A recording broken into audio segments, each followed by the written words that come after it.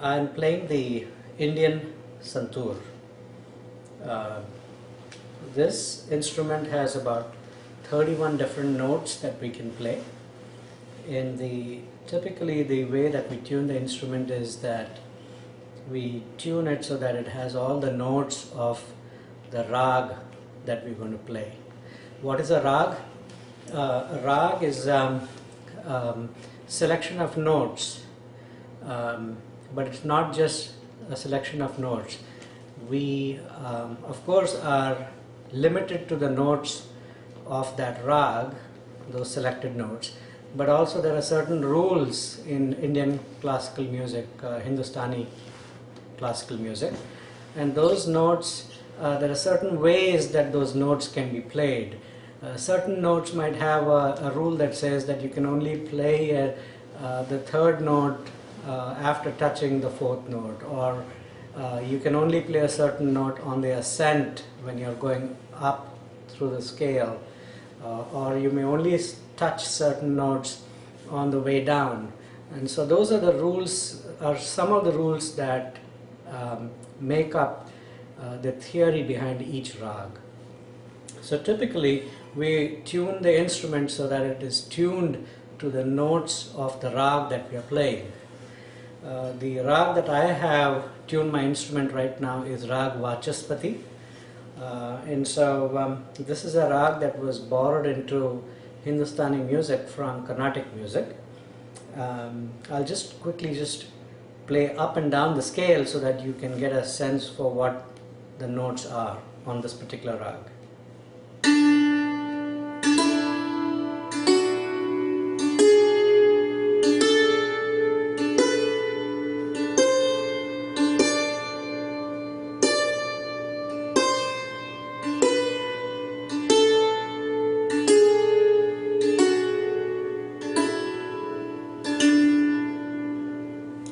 So that's just a really brief introduction to the rag that my instrument is tuned to.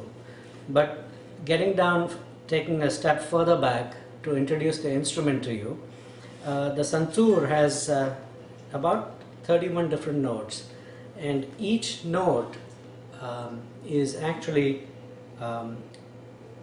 you get the sound by striking each of these bridges. So each bridge, what in dulcimer language is called a course. So speaking in those terms, I have 31 courses here, and on each course I have 3 strings that are tuned to a particular note, and they have to be tuned, of course, exactly. So each string has to be tuned exactly to the note that you're trying to strike, so that you get a perfect note on it, perfect pitch on it. And what we do is, like the hammer dulcimer, we get the sound by striking with these 2 wooden strikers. There are 2, of course, and we strike them in different ways to get different effects from the instrument. Before I get into how we use the strikers, there are different ways in which, in the Santoor playing styles, there are different ways in which different performers hold these strikers. Some performers actually hold it in this way, sort of like this. Then there are a lot of other performers who will actually hold the strikers using the second and third fingers and using the thumb sort of to control the movement of the strikers. And this latter style is the one that I play with. It's the style that my guru had taught me, and so that's the style I use, and you'll see me playing. The different types of movements that we use with the Santoor in conjunction with Hindustani music is, for example, we in the first movement that we do, we introduce the rag, and to introduce the rag, one of the most distinctive features of Hindustani music is what is known as the alap. And in the alap stage, we're introducing note by note the beauty of the rag. And to do that, we improvise on the santoor by gliding the striker across the various courses, slowly introducing step by step each note and bringing out the beauty of the rag. I'll just demonstrate for a few seconds something so you get at least a flavor for it.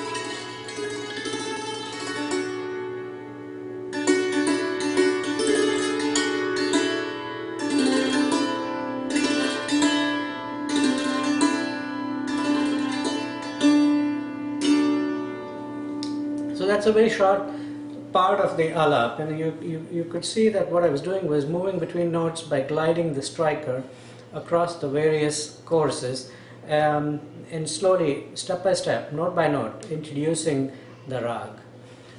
So that's one of the types of movements that we use on the santoor with the strikers.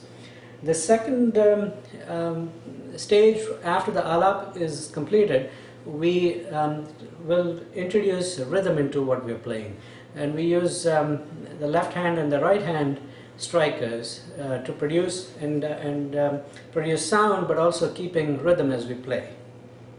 Just a quick small piece just to demonstrate that.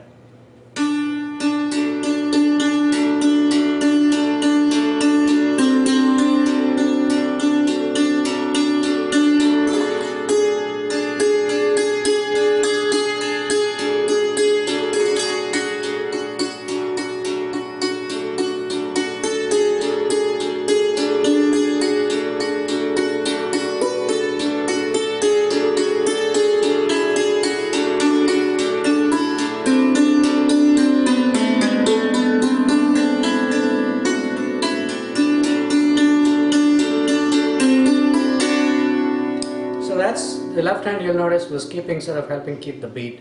The right hand was actually playing the main theme of the musical idea that I was trying to communicate with the listener. In Hindustani music, we call it the Jod or Jhala.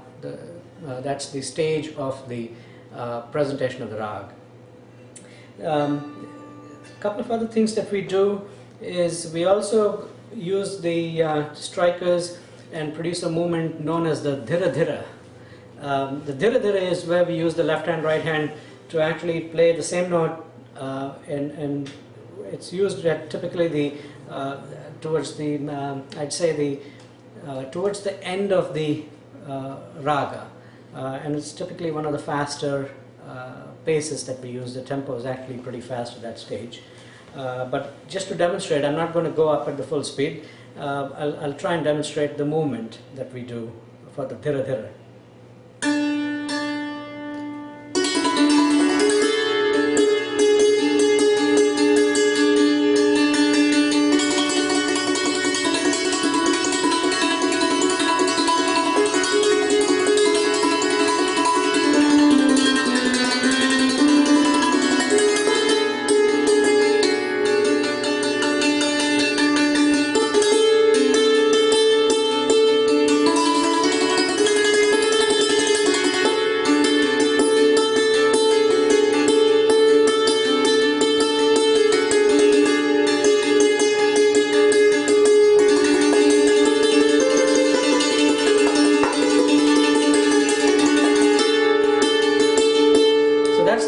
dhira, which is another type of movement that we use. But for most part, when we play the instrument, the way that we play the notes is that the right hand dominates over the left hand, and that's very unique about the style developed by my teacher. And so the right hand, you'll see, does most of the movements. The left hand is in a supporting role.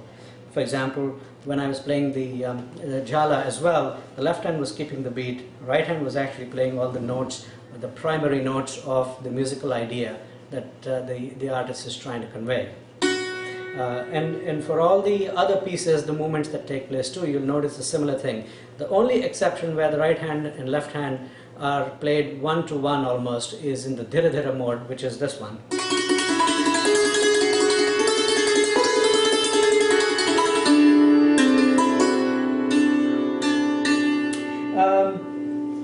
Now there are some other techniques that we do. For example, there's a unique technique that my teacher uses, which is known with called damping. And what they do is that the left hand goes down, the striker. He doesn't use the left hand striker for that, and he'll play this, which requires, and I'm not very good at this. I'll try and demonstrate as best as I can, so bear with me.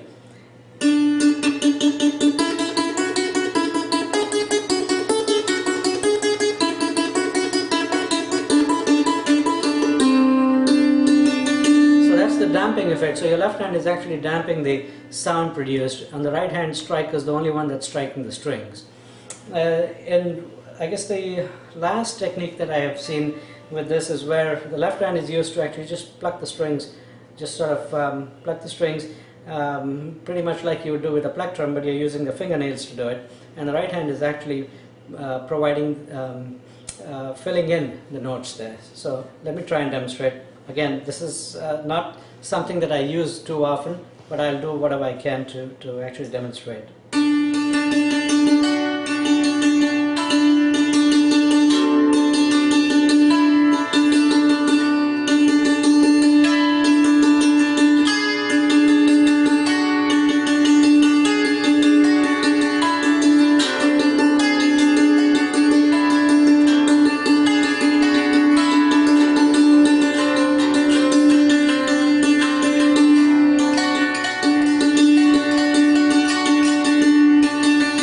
That's the last of the techniques that I wanted to talk about. Other than that, I think you see some artists who will actually put pressure on one of the strings here to sort of produce a wave modulation of the sound, but that's not one of the things that in the style of santoor playing that my teacher has taught me to do. So we don't really use that.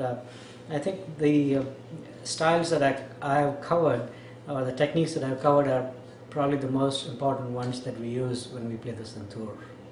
Thank you.